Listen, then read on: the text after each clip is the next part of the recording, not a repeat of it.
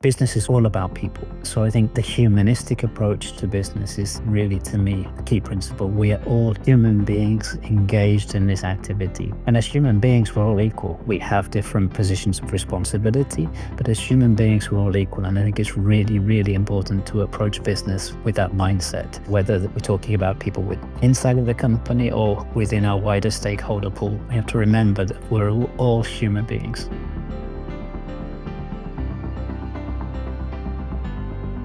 Hello, everyone, and welcome to this week's edition of The Conscious Capitalists with myself, Timothy Henry, and my partner in making the world a better place through business, Raj Sisodia. Hey there, Raj. Hey, Timothy. Hello from sunny Chihuahua in the northwest of Mexico. Yeah, Chihuahua. Yes, a lovely place for you to be. Well, It today is. we have a special guest who's on the other side of the world in Milano, right? Now, which would you rather be, Chihuahua or Milano? I don't know. It seems like a tough choice. Today, we have a longtime friend of conscious capitalism, Tim Eaves, and with almost 40 years of experience in beauty packaging, he's the co-founder of Quadpack, chairman and chief impact officer. During his tenure as CEO, he grew the company from a small trader into a global manufacturer and provider. His passion for sustainability led him to establish the nonprofit arm Quadpack Foundation and to achieve B Corp-certification in 2022. His aim is to inspire the packaging industry by example, to transform it into a sector with a positive impact within communities and on the planet. He's also an active member of the Spanish Beauty Cluster and a member and leader of Conscious Capitalism in Europe. Tim, welcome to the show. Thank you, Timothy. It's great to be with you and with Raj. It's, I think, 3 years since we all met in person, so it's wonderful to be reconnected again. Oh, brilliant. Good to see you. And maybe begin with telling us the story of the Quadpack journey, because it's a really interesting story of how you got involved and how it grew. Well, the Quadpack journey started in 2003, and I think, like many young entrepreneurs, maybe many of the listeners today, it was born out of necessity more than desire. And certainly, the idea of having a conscious business was not something I was aware of then. I had a small packaging business. I was a commercial agent for a number of Spanish packaging manufacturers. I normally live in Barcelona, even though I'm in Milan today, and I wanted to scale that business. Um, there were only three of us working in the business, and we didn't have a lot of money. So um, I had this crazy idea of reaching out to three of my competitors and saying, "Hey, how about if we collaborate together? Because I think if we collaborate, we can do something bigger than better than on our own." And that was initially met with suspicion and surprise. I was going to capture their clients and their business, and that took a little bit of effort to overcome that initial resistance and say, how can we collaborate together and create something bigger and better? Um, we met a number of times. We exchanged ideas. There were four of us to start with, and we said, "Well, we've got to call this idea something." And interestingly, one of the names which was rejected was FSM, standing for Four Short Men, because we're all pretty short. We decided that Quad and Pack would be a better name. So that's how we basically started the business in 2003, as a collaboration between four competitors. One of the partners had to drop out of the project pretty early, but we didn't actually merge the business until 2010. So for 7 years, we were working together as three independent companies. We'd all changed our name to Quadpack, but it was a collaboration. And I think that's a really inspiring way of talking to other people in similar situations now, because we know a lot of the world's problems can only be overcome through collaboration. And yet, our traditional business training says, you shouldn't be collaborating with your competitors. You should be fighting them to the death. So I think it's a great story of how we did start as a collaboration. That is really fascinating, Tim. That's highly unusual. I was just in Brazil last week speaking at a major cooperative industry event in the birthplace of the cooperative movement in Brazil. 120 years ago, it started. And this whole idea of cooperation, in addition to competition, as being a critical element that defines us as human beings, and that should be a part of our business ethos. I think it's sorely lacking, right? All of it is built on scarcity and competition, the mindset. So that's really interesting that you were able to do that early on. Was the idea that we kind of share um, resources, we get economies of scale, or we learn from each other, or what? How did exactly the collaboration work? Like what could you do together that you could not do separately? We were all based in different countries. So the four original founders, one was based in the UK, one was based in France, and the other in Germany. And I was based in Barcelona, Spain. So being able to cover the market was one of our initial objectives. But also, as you indicated there, Raj, the ability to be able to go out to suppliers and act as one gave us considerable more strength than we would have had individually. And I think I could sort of continue that to say that when we approached our suppliers, we took a very, very different approach to a lot of our competitors at the time. We really considered them as partners and as family members. Now, years afterwards, and when I first was introduced to conscious capitalism, and the concept of stakeholder inclusion is one of the tenets of conscious capitalism, that sort of took me back to where we started. And we knew that as a four very small, or three, as it then became very small companies, the best way to get a value creation for all of us with our partners was really to work with them as again, I'm using the expression family members and partners. So we actually went to their factories and we taught them how to do certain things to comply with the European market. We didn't hide their names as many of our competitors were doing. We actually said we're proud to be working with this supplier. And at that time, most of our suppliers were in Korea or in China. As we say, years later, I reflected and said, well, my conscious journey started with that stakeholder inclusion, Yeah. which I think is Gosh. absolutely critical today. And we've many businesses we've forgotten about that, about how to really include all of the value chain, all of the stakeholders, and to do what is now called radical collaboration. I love that because, one of the things that we're talking about is the conscious enterprise of the future. And the interesting question is, where are the boundaries of a business going forward in terms of an ecosystem that needs to be flexible, move quickly, and adjust and change? And I think that fundamentally changes the dynamics of your supply chain. In this age of radical uncertainty, you've got to be partners with your supply chain. And if you're not partners with them and it's just transactional, then you are so exposed to, these unpredictable world dynamics. And I'm curious about, your being an early pioneer of this, both internally and externally, because, you were building a stakeholder model inside and outside. And um, Tim, where did that idea come from? I mean, like, what in your DNA had you thinking, I have this radical idea about collaboration?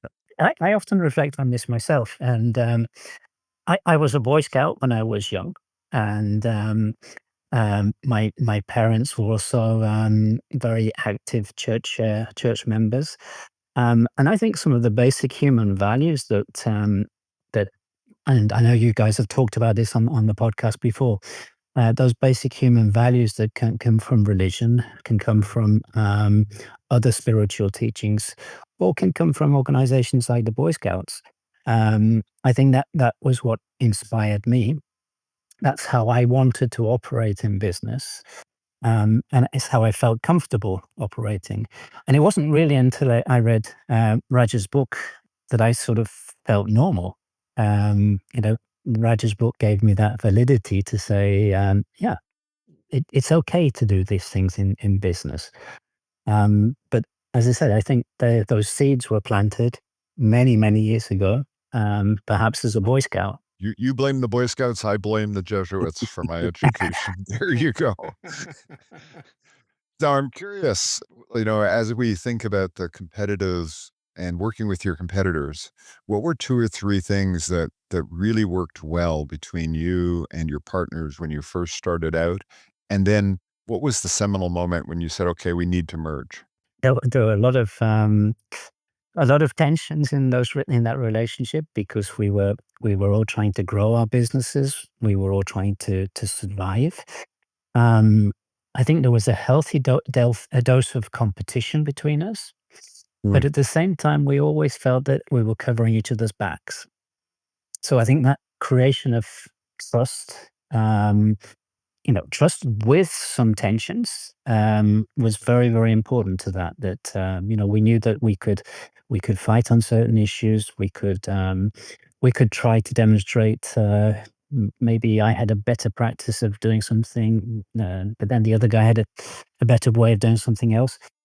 It was really that competing against each other in a healthy way, but knowing that we were covering each other's backs, which I think was a really, really big part of the success. Um, and when we decided to come together, and there was a lot of precursors to that, of course. We had a lot of conversations about, what percentage should you get, what percentage should I get, etc., etc. It wasn't an easy process, Timothy, but it was a fun process. And I think we look back on those days with a lot of affection because of that, again, competition, but helping each other at the same time. and was there something that precipitated you saying, "Hey, we're at a stage of growth or size where to access capital or to continue to grow, we need to be more integrated"? Was there some discussion about that? I think we felt that as the teams needed it, perhaps more than the business needed it. Of course, the success of the teams is directly related to the success of the business. But we wanted to make sure that the teams were all on the same page and part of one organization and not thinking necessarily that they were part of a sister or partner organization. Now, Tim, going back to the business, are you focused in the beauty sector, or are you packaging for multiple industries, or what's just define the business a little more, please? It's 100% beauty packaging. So, a little addition to Timothy's introduction, um, we merged together with a company called PSB Industries in France last year. And we've now become the third or fourth largest company in the world for beauty packaging. So we're 100% beauty packaging. We have now more than 2,300 team members, and we've got plants in Mexico, the US, Spain, France, and Germany. So we've grown to become a very big family, and again, exclusively in beauty packaging.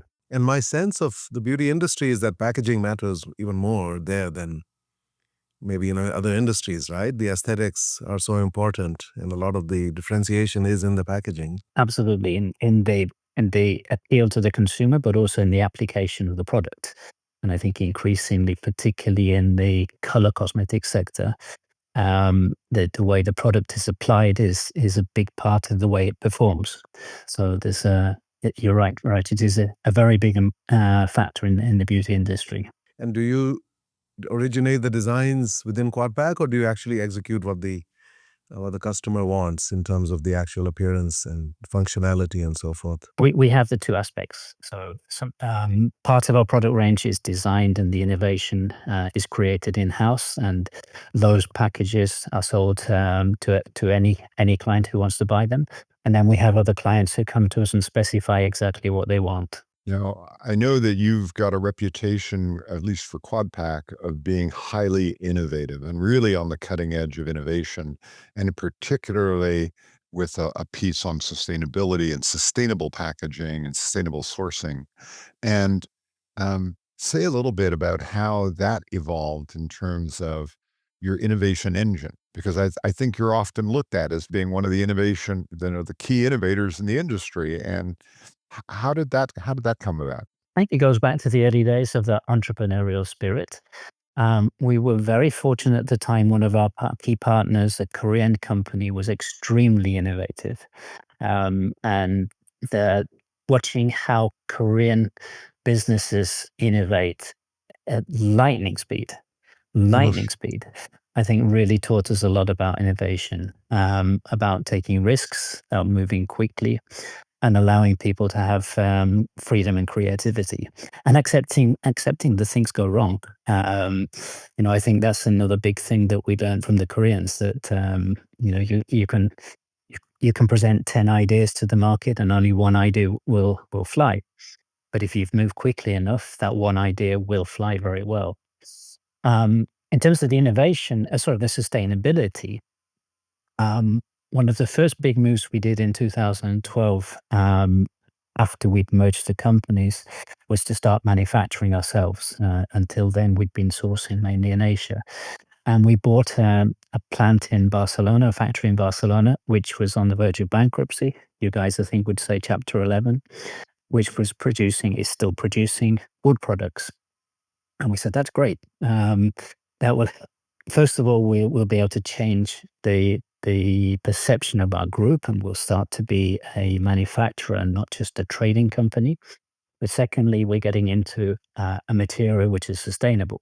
Mm. And we were quite surprised to find that the market wasn't really interested in that sustainability aspect of it. Things have changed a lot since 2012, and I'm really proud that we've developed that factory into a very, very sustainable factory, where we're sourcing from sustainable forests.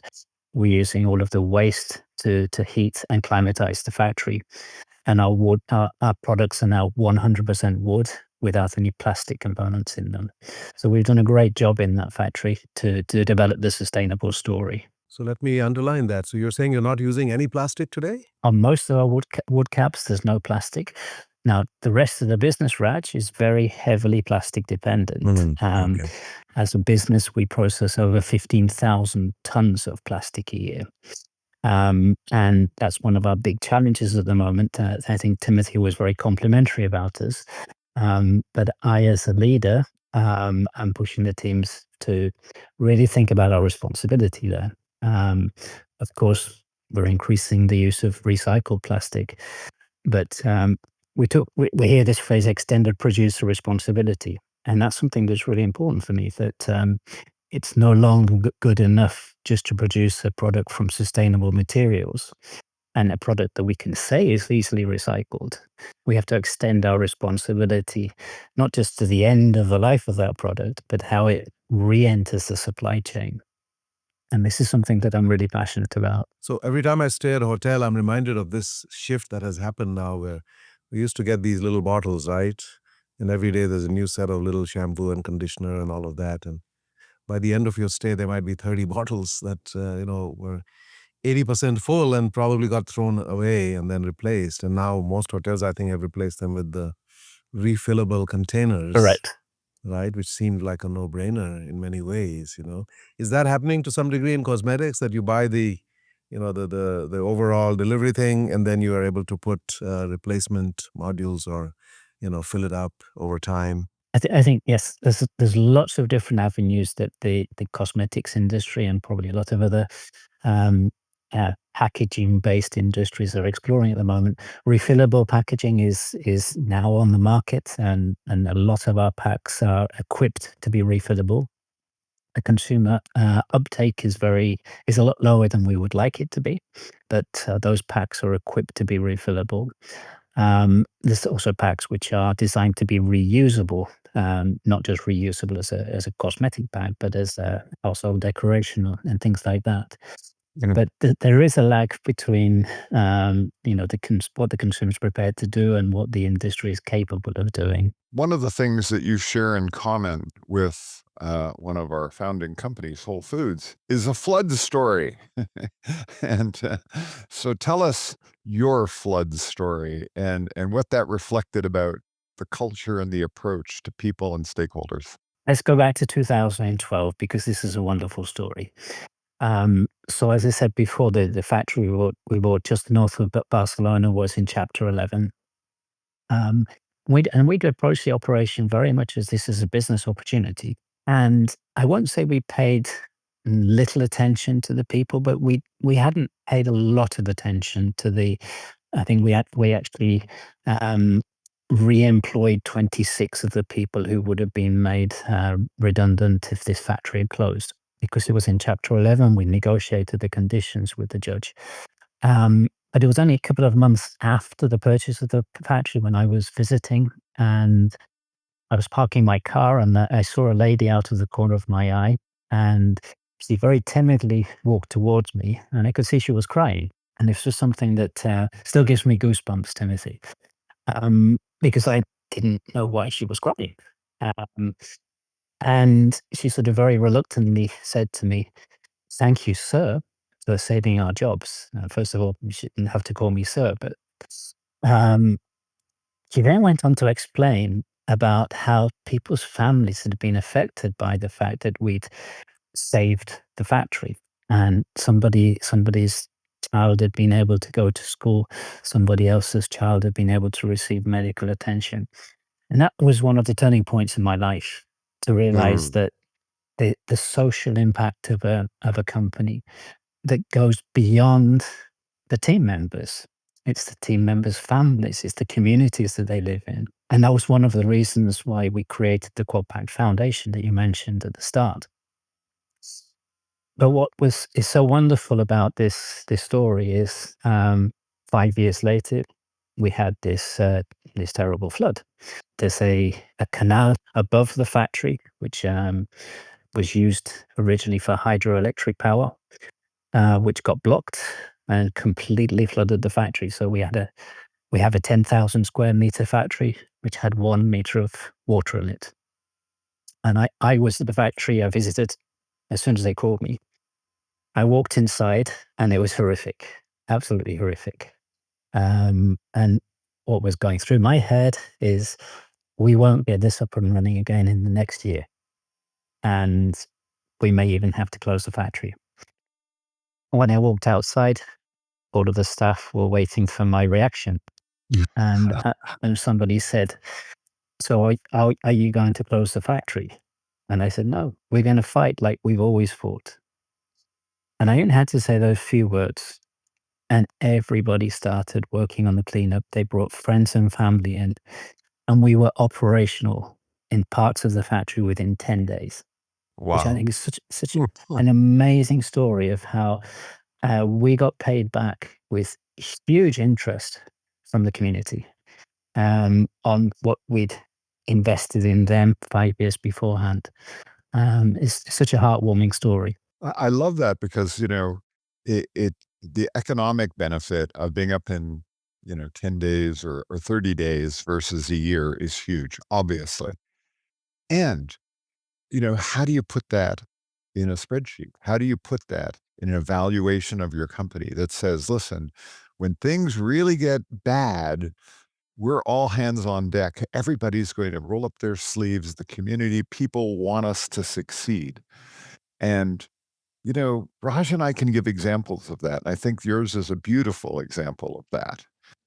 We use Whole Foods as a beautiful example, had the same kind of thing happen. And yet, and yet people are sitting there going, well, make the business case for this, will you, Tim?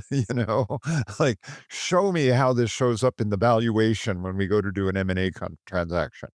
Um, how do you respond to that? It's interesting you say that, Timothy, because one of our business partners at the time, 10 days afterwards, when we were starting to be operational, said, "In my company, we'd have been still discussing which brooms to buy to sweep up."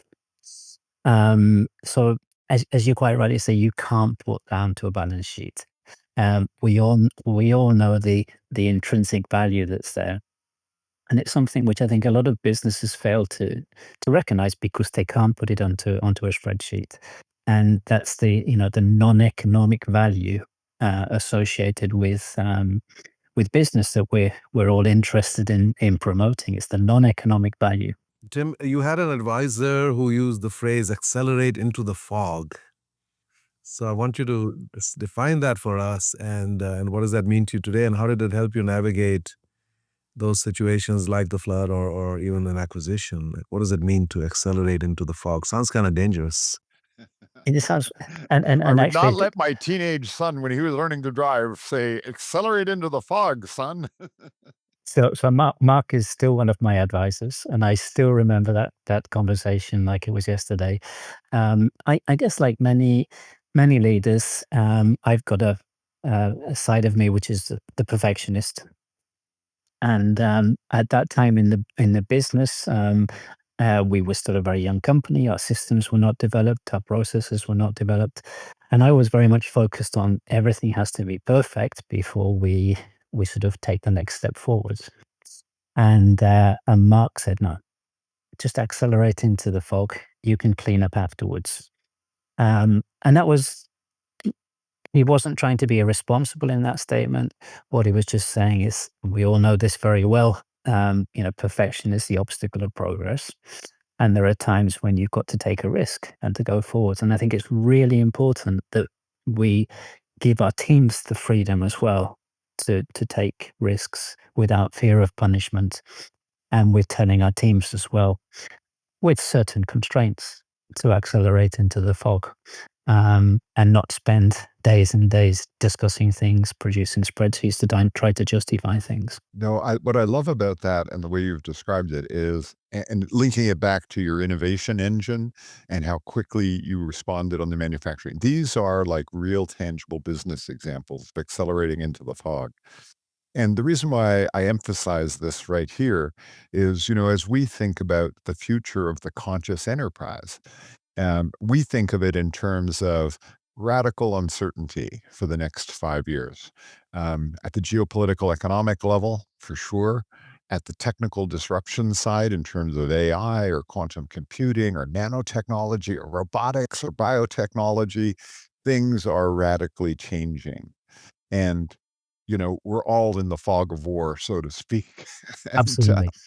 and and I think our argument is that conscious capitalism is more relevant than ever because you create that high degree of trust, that high degree of engagement, and that psychological safety that allows people to be innovative, be resilient. That's what we need in a time of uncertainty because nobody knows exactly how it's going to play out. So you're going to have to, try 10 products and see which one, try 10 things and one's going to work versus the organizations that got fear, uncertainty, and doubt where people freeze, they're afraid to take risks. And so that's our emerging hypothesis about why conscious capitalism is more relevant than ever. And I'd love your perspective on that. What everything you said is absolutely correct, Timothy. That's what I wanted to hear, Tim. Just so I wanted to. Okay, great. Now go on. No, sorry. But what I'd like to add to that is the authenticity that comes with being a conscious leader, and the ability to be able to stand up in front of a team and say, "I don't know." Because sometimes I think, as leaders, we feel that we're expected to have the answers to every question, and we simply don't. There are a lot of unknowns at the moment, more than ever in our history. As a leader, having that authenticity to say, "I don't know, but we'll figure it out." I think it takes some bravery to be able to say that because we're expected to know. But this is, to me, part of the conscious leadership is to be authentic with the teams and to build that trust that you've just talked about. One of the things that I've been thinking about lately is this idea of principles. We talk about purpose and we talk about values as part of being a conscious business, but I think there are also some core principles, right? Sort of universal humanistic principles that conscious businesses abide by. I mean, you talk about integrity and you talk about resilience and so forth, but are there any principles that are sort of inviolable in your approach to business? In that, I think, to me, all businesses should have things like do no harm, for example, or human dignity, matters all for all humans, those kinds of things. Are there any principles that you have thought about or articulated or you use? I don't think anything that particularly we've articulated, but business is all about people. So I think the humanistic approach to business is really, to me, the key principle. We are all human beings engaged in this activity. And as human beings, we're all equal. Um, we have different positions of responsibility, but as human beings, we're all equal. And I think it's really, really important to approach business with that mindset. Whether we're talking about people with inside of the company or within our wider stakeholder pool, we have to remember that we're all human beings. That to me is something that should never be. We should never cross that line and say, Mhm, we're mhm. working with resources and with numbers. No. And how does that fit with you now being part of a larger group? So tell us about that journey in terms of, you've got a very distinct culture and a very distinct focus on building that kind of people culture. Now you're part of a larger organization. How does that play out as you step back from that a little bit? So when we joined this larger organization, obviously we were looking for the cues that we needed to feel comfortable that as a group of shareholders, we can operate from the same principles, from the same values, and that those same values were present in the teams, even if the cultures are slightly different.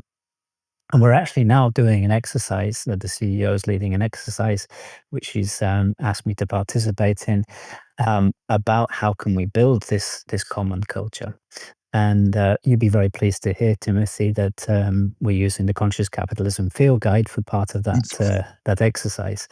And what we're looking for is, what common values and principles do we have? What was common in our culture that we can already identify? Maybe we articulate it in slightly different ways.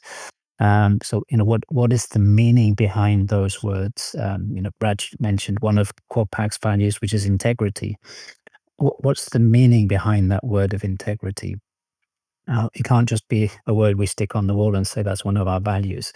So we're doing that exercise together as a team at the moment to say what is it that we have in common, and what is it that we have as differences, and are those differences complementary? Because we don't have to have the same behaviors, and particularly as the activities of the two businesses are slightly different. But as I say, what brings us together?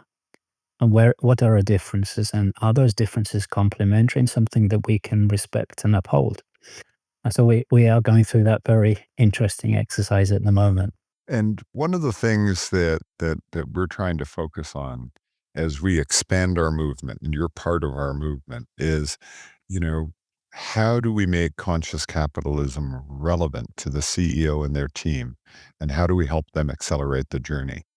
And of course, the first step is making it relevant. I'm curious, in your experience, both as a leader and as a part of our movement, um, what are some of the things that you think help make conscious capitalism relevant to a CEO and their team? Let's go back to us being people, and let's strip away the title of CEO. Um, I think it's really important to create those connections between the leaders of organizations. We all know that being a leader often means it's a lonely journey, and creating that community of leaders where we can share ideas and we can feel comfortable talking about things that might not feel comfortable talking about in the boardroom because of the way that we viewed. So I think one of the really important parts of what we offer through conscious capitalism is creating that community, creating that safe space where leaders can talk about their fears, they can talk about their successes how they then share those successes, and then help that leader on his or her um, conscious journey. We could say a spiritual journey, because most of the leaders that I talk to, I say they have it inside them. It's just many times they don't feel that it's the right place or the right environment to talk about it. And then we meet leaders who say, "Yeah, but I'm just starting on this, and I don't think I'm up to the standard of all of these other conscious leaders." No, we're all on a journey. And I think conscious capitalism helps the leader at any stage in his or her journey. I then think we need to provide tools to those leaders, because the leader who says, right, I'm now engaged, but I need help in my organization. And I think that's a great place. You've talked about an academy in the past, Timothy, to be able to provide those resources to the leader to be able to multiply the effect within the organization. Now, Tim, Quadpack did get certified as a B Corp. Is that correct? Correct. So if just talk to us a little bit about that journey of becoming a B Corp, which is not trivial. That's not an easy thing to do. And what challenges did you encounter, and how did that help the organization? How did that change the organization going through that journey? So back in 2019, I think it was when I just finished reading your book, Raj.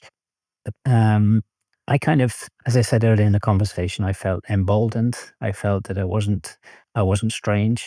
But how could I measure the level of consciousness in our organization? What I found at the time was B Corp enabled me to start to measure certain aspects of the organization, but in a way that no other certification standard had until then. And it enabled us to sort of bring all of the different teams together which were working on different aspects of the business. And at the time, for example, we were quoted on the Euronext stock market in Paris. So we had an excellent compliance team, but the compliance team wasn't working with the product sustainability team, for example, or wasn't working with the people team. So we were able to bring all of the teams together with a very simple and logical way of measuring transversally the impact of the business.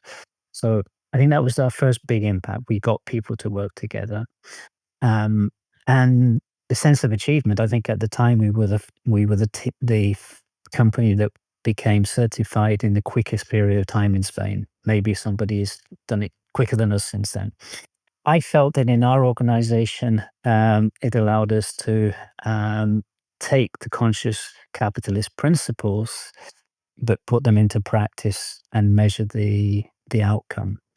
And I often say that a good B Corp has to incorporate the conscious business tenets. That's when it really comes to life. I love that. And, you slipped in there, oh, we went public. So, uh, I'm curious, how did your board react when you said, hey, listen, we want to go down this B Corp path and become B Corp certified. And oh, by the way, we're conscious capitalists. And oh, by the way, so because one of the big things we often get is that alignment between a board that has to have enough outside independent members and this discussion around the secret sauce that makes us special. So that's very interesting because at the time we did have two independent board members, and it was a challenge to say, let's go for this B Corp status. It was very much seen as something for consumer brands, and I don't think those board members, and probably even myself at the time, we didn't see the full benefit of that. But once again, the conscious capitalist principles were shared by many of the board members, and that certainly helped. I think that's more true than at the time, the commitment to get a certification. So, I was very fortunate to have board members who share what you and Raj and I share.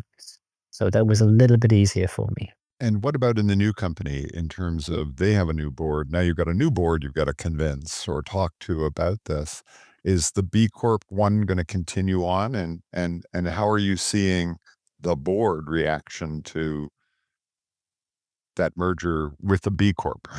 One of the points of the deal was that our B Corp status be protected, and I've been given the challenge of evaluating the feasibility of the whole group becoming B Corp. Now, as you know, the B Corp have just released their new standards, so there's a lot of due diligence that's got to be done there to see if we can do that. So the new board and my fellow shareholders have given the green light to that. And one of my challenges now, I'm 62, and one of my last professional challenges, I think, is to be able to say, well, I would like this company to openly recognize conscious capitalist principles. So, I've got a challenge to work with my my new shareholders, who I'm very fortunate that they're all private individuals and not private equity. Um, as I say, I see that as an opportunity. In addition to self-identifying as a conscious company, I also love it when some companies say we are a healing organization, because that becomes even more understandable to a lot of people. We are creating joy and reducing suffering in the world, which I think conscious companies do. So that's just a thought.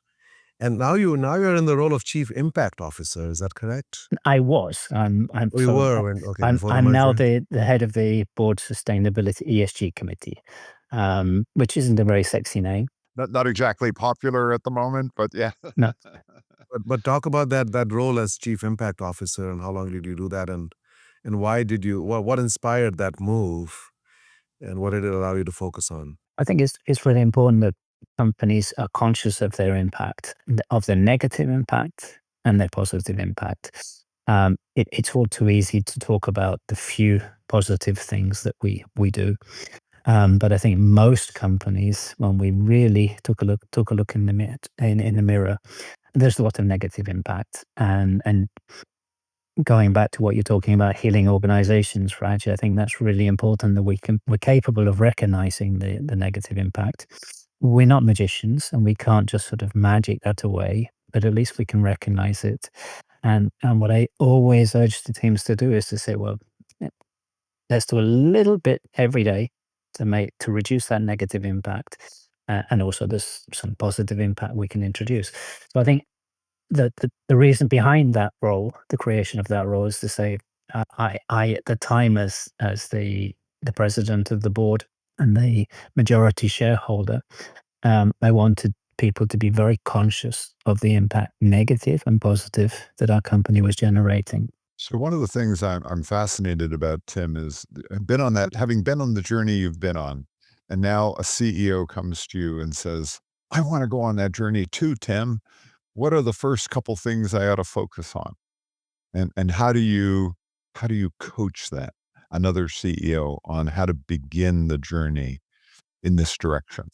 I think the first thing is to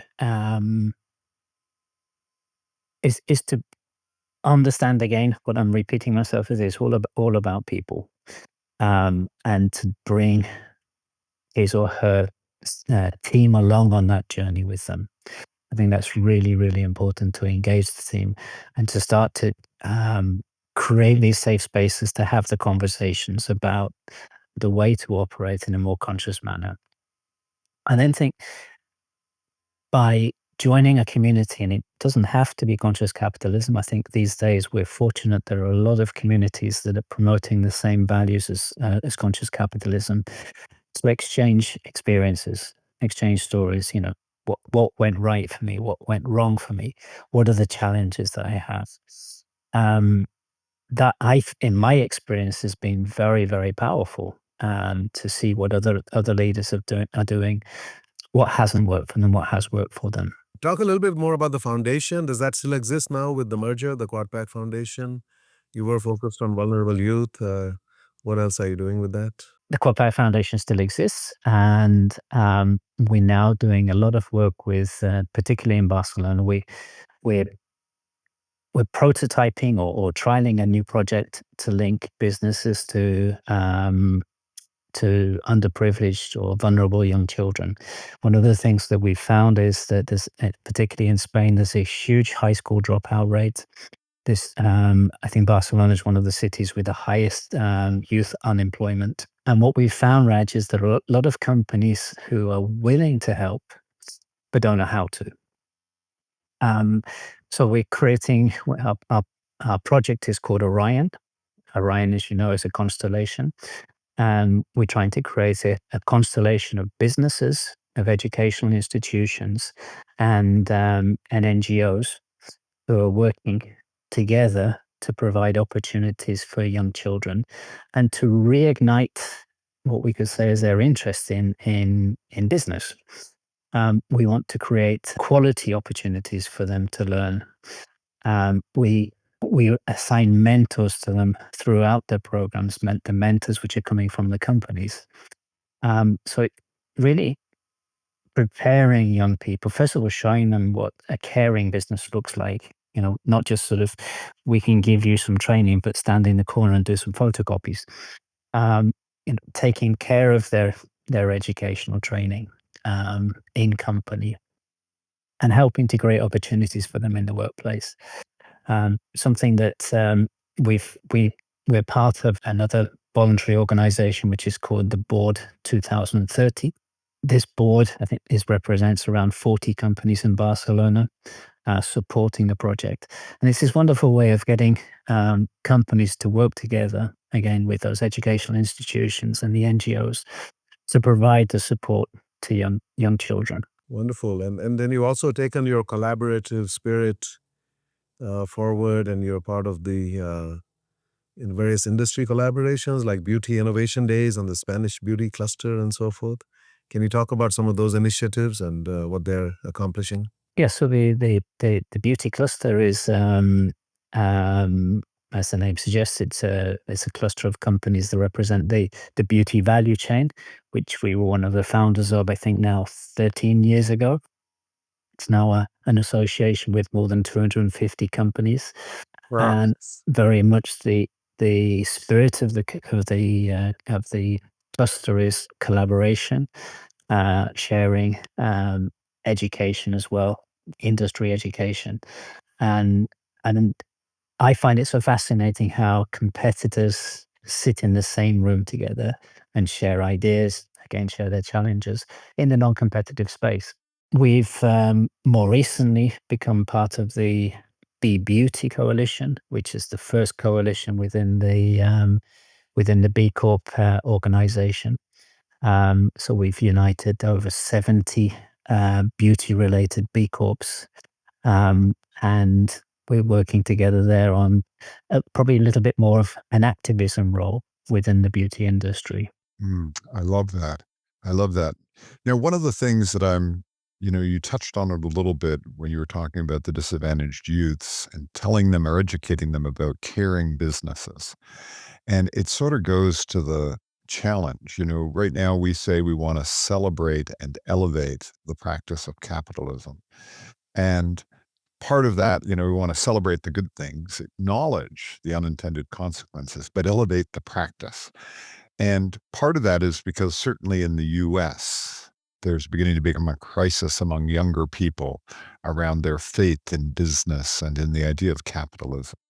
And if it's difficult here in the US, I would double the difficulty over in Europe. And I'm curious about how you face into that headwind because the upcoming generation is looking and going, I don't have faith in business. How do you manage that dialogue and what do you think that means for conscious capitalism as we try to evolve in Europe? I think there's two ways of answering the question. I think some of what we've seen happening in the world recently um, is actually creating greater interest in what we practice. So I think I take that as a positive that we are seeing at the moment what you would say is probably more evidence of the shadow side of capitalism. And I think that's helping to wake up people who said, well, maybe I didn't want to have a voice on this, but I now do want to have a voice. So I think that's the positive takeaway. The name capitalism can be very divisive. And one of the things we found is once people get to know us and what we stand for, then the name is irrelevant. But getting people to listen to us is sometimes difficult using the word capitalism. As you know, Timothy, our sister organizations here in Italy, in the Netherlands, and in Portugal, they're called Conscious Business, which seems to have resonated a little bit more with people and companies that don't know us. But I think this is the time when we have to double down on our principles. This is the time when we can demonstrate that a conscious, or as Raj would say, a healing business, is a much better place to be than an unconscious business. Couldn't agree more, of course. Well, we like to end, Tim, with some rapid fire questions, somewhat Oh, this lighter is the bit that I'm questions. Now, Tim came on at the beginning of the pre-show and said, Raj, what are and we said, no, Raj doesn't leak what these questions are. Tim, you've got to be spontaneous. Oh, but these are fun. These are, and actually, before I go there, I mean, I didn't think we got into your personal journey. You know, you are obviously English, but you live in Spain. And what shaped you into the conscious human, the conscious leader that you became? Were there some formative experiences, or was it just your education?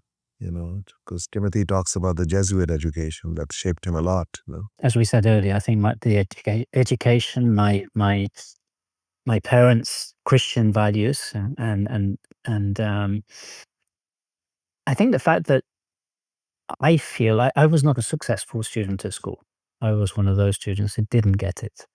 I really didn't get it, and when they read out the marks in class, I was normally very close to the bottom, if not at the bottom. And I actually started feeling good about myself when I took on part-time jobs, cleaning cars, working in a gas station, picking crops, because people say, "Hey, actually, you do that pretty good," and they were paying me to do it. So I became a capitalist at a very young age. But more importantly, people showed an interest in me and helped me. And I always feel that there was particular people at different stages in my personal and professional career who helped me um, walk up the next step. And so I think that's where really I benefited from people's generosity. And that's why I try to practice conscious business by being generous with others. Sorry, I love that feedback to the youth, Tim, that now that's who you're focused on is these disadvantaged youths and giving them a channel or a path. I think just a little help can change somebody's life. So I'm absolutely passionate. I mean, that's what I want to focus on for the rest of my active time is really helping young kids get those opportunities and re-engage with business, as you said, Timothy. So many of them are just not interested. Business has been wonderful to many people, and we should do our best to re-engage young people in business. Well, thank you so much, Tim, for being with us, and also for the work that you've done with conscious capitalism and the leadership role that you've taken on there. It's really very gratifying to see, you know, how much is happening in Europe because of leaders like you. So thank you. And I just want to ask you some, some more fun questions. So, is there a morning ritual that you have that keeps you grounded? Any kind of practice? Taking my dog out for a walk. Mm. He's always so happy to see me. He's always so happy to go out for a walk, and no complaints. So I think that's a great way to start the morning. And is there a word that colleagues would use to describe you, or one that you wish that you would use? A lot of people say that I'm inspiring. I'm not quite sure where they get that from, but there's something that I seem to be able to do, and I'm very grateful to be able to do that when I can. And is there a book or an idea that deeply shaped your thinking or impact or leadership? And I don't want you to talk about conscious capitalism there, but anything other than that. Uh, Impactful books on you. Obviously, conscious capitalism did shape a lot of what I've been doing in the last 5 to 6 years. But Jason Hickel's book, Less is More, gave me an alternative view on capitalism that's made me reflect a lot. And so that is a book that I found absolutely fascinating to read And is that about consumption, or is that about sort of the about limits to growth? degrowth. Okay, okay, wonderful. What's your favorite place in the world to reflect and recharge? You have a lot of beautiful cities around there in Europe. Going to my house in the Pyrenees, just north of Barcelona. Ah, so those are mountains, apparently. I should know Yes, this. Okay, yes, okay. wonderful place. Mm-hmm. Well, I hope to visit someday. You'd be very welcome. And what if you were to describe a beautiful company? You know, I think this idea of beauty is much more powerful than we give it credit. You know, it's one of the uh, Platonic ideals, right? Truth and beauty and goodness. How would you describe a beautiful company? I think it's a company where we can feel free to say that But feel free to use the word love. I don't think love is used enough as a word in business. That's kind of not in the business curriculum. And where people can feel happy and fulfilled in doing what they're doing. That doesn't mean to say every moment of every day is going to be full of joy, but I think where they can feel happy and safe and enjoy what they're doing, I think that's very closely related to a company with purpose, purpose that the people working for that company feel very aligned with. I love it. I love it. We like to say that, people in one level are pretty simple, right? At work, they want to feel that their work is meaningful and they want to feel that they're cared for. Mm, And absolutely. if they feel the company cares about them and their development and who they are, and they feel that their work has meaning, you're going to get so much more from people than if you have the opposite. Tim, thank you so much for joining us today and for being an exemplar leader and creating an exemplar company in Quadpack. It's been brilliant having this time with you today. Thank you so much. Really enjoyed it, Timothy, and great to see you and Raj. Hope to see you in person again soon. Yes, that's you. And for our listeners, if you enjoyed today's show, then please, wherever you're listening, hit the subscribe button. And if you'd like to go over to Apple and iTunes and leave us some comments or feedback and give us a rating, we'd always appreciate that. And thank you to Rainbow Productions for producing today. And of course, for Conscious Capitalism, which is helping us by supporting this program. And just a quick reminder, we're going to have a national event in Cincinnati in September. So go to our website at consciouscapitalism.org and see the information about our national event in Cincinnati in September. The theme is the future of the conscious enterprise. Thank you all, and we'll see you next week.